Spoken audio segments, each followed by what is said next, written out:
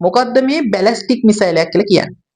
බැලිස්ටික් මිසයිලයක් කියලා කියන්නේ පෘථිවි වායුගෝලය හරහා අභ්‍යාකාශය දක්වා ගිහිල්ලා නැවතත් අදාළ ඉලක්කය වෙත එන මිසයිල් විශේෂයක්. මේ බැලිස්ටික් මිසයිලයක් ක්‍රියා කරන ආකාරය ප්‍රධාන කොටස් තුනකට වෙන් කරන්න පුළුවන්.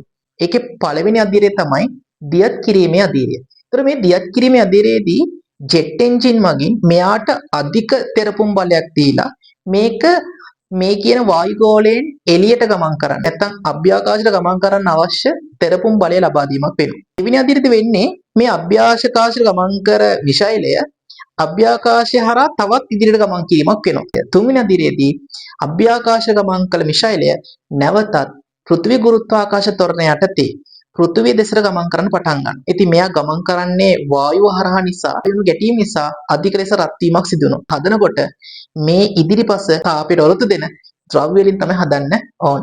මේ බැලිස්ටික් මිසයිල එයා ගමන් කරන්න පුළුවන් පරාසය නොව ප්‍රධාන කොටස් කීපයකට වෙන් කරන්න පුළුවන්. පළවෙනි එක තමයි කෙටිදොර මිසයිල. සාමාන්‍යයෙන් මේවා කිලෝමීටර් 1000කට වඩා අඩු පරාසයේ ගමන් කරන මිසයිල. අංක දෙක මධ්‍යම දුර බැලිස්ටික් මිසයිල. මේවා සාමාන්‍යයෙන් කිලෝමීටර් 1000ක් 3000ක් අතර ප්‍රමාණයේ ගමන් කරන මිසයිල. අන්තර් මධ්‍යම බැලිස්ටික් මිසයිල. සාමාන්‍යයෙන් මේවා කිලෝමීටර් 3000ක් කිලෝමීටර් 5500ක් අතර වගේ දුර ප්‍රමාණයක ගමන් කරන මිසයිල.